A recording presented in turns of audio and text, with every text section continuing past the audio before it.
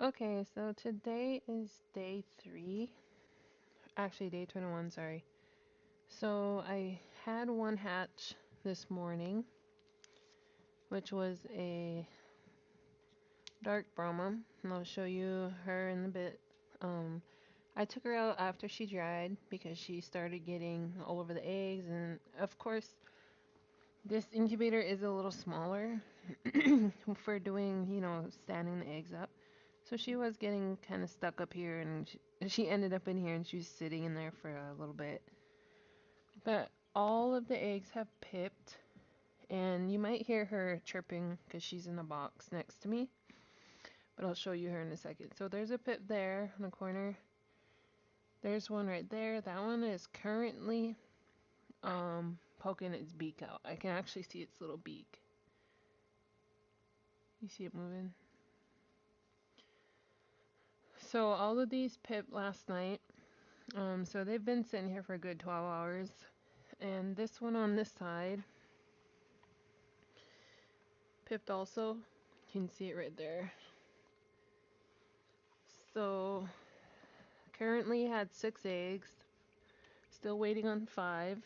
There's another one.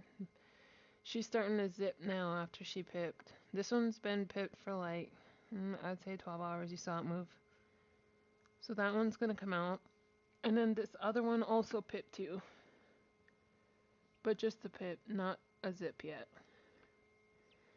So what I had to do for this little one, I'm sure you don't have to do it, but in my incubator, since it was a little small, I did kind of worry about it because the egg was sitting in the thing like this, and then the little thing was up on like a hat on the chick, so it kind of got wedged in between, so she couldn't really move anywhere in this space here.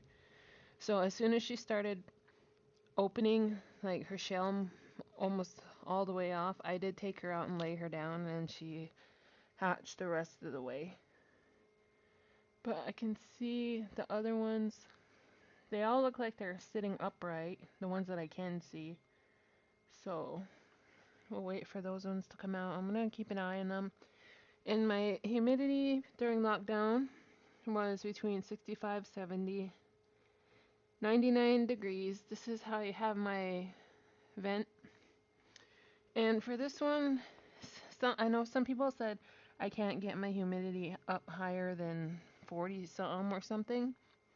But this does have 2 compartments. So there's one compartment there, you see it, and there's a deep one. So once you fill up the deep one all the way, and it'll start to overflow into this shallow one, and that's how you can get your humidity up. But that's just a tip. If it doesn't get any higher than that with that shallow and with water in it, then you probably got something wrong with the heating element or something. Because if it gets warm enough in there, it will go higher. But I just saw him push a little shell out right there. There he goes.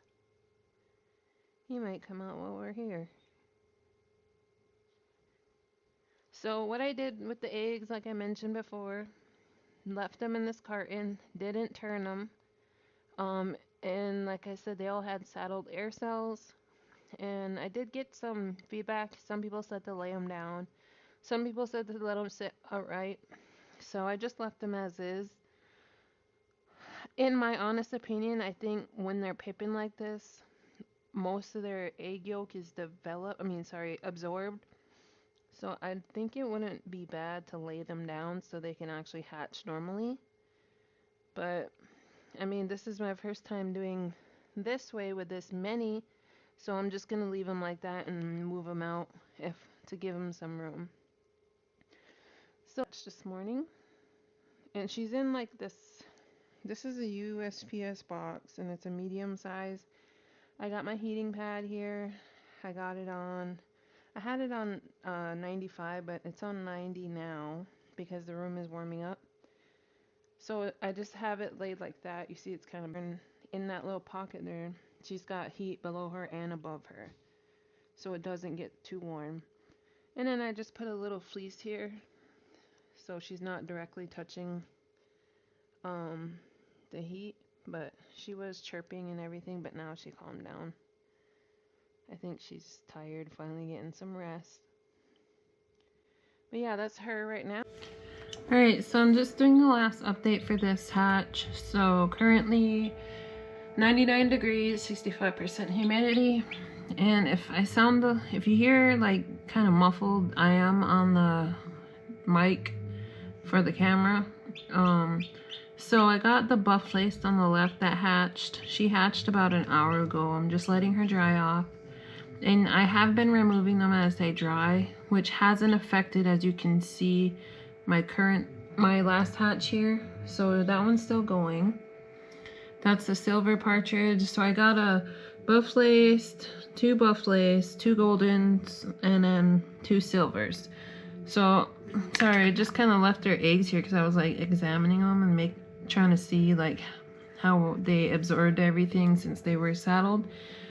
And I'm actually pretty happy that they hatched the way they did, because I was actually kind of skeptical that they were gonna hatch or even get one. And I actually had backup plan if I got one and didn't get the rest. I actually had somebody bringing me some chicks just so it'll have a buddy. But they all hatched. Let me show you them right now. This is the baby brooder. So you can see the one on the left, bottom left is the very first one. The little black one is the second one. The little yellow is the third. And there's one back there. I just now put him in, so he's sleeping. So I'll leave them in here for tonight because they can go without food and water for a little bit.